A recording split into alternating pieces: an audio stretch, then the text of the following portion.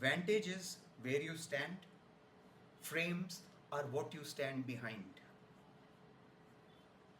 The entrance arch of Bangla Sahib, a formal frame built into the architecture intended to be walked through.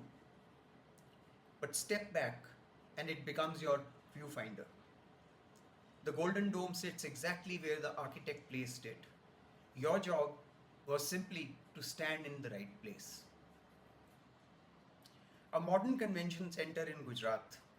The installation frames the view deliberately, and through it, a charkha, Gandhi's spinning wheel, visible through a contemporary frame.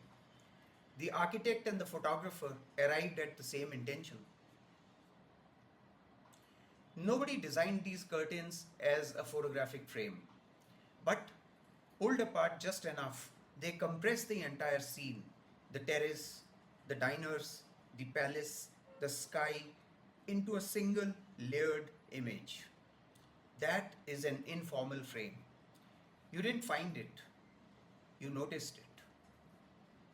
A pre wedding shoot, someone else's balloons, Moscow State University behind. I didn't plan this frame.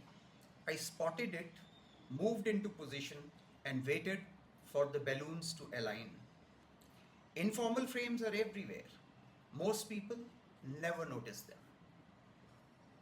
The harbor doesn't frame the opera house, the water does. Not a physical boundary, just the surrounding negative space that isolates the subject and gives it room to breathe. The most powerful frames are sometimes the ones you can't touch.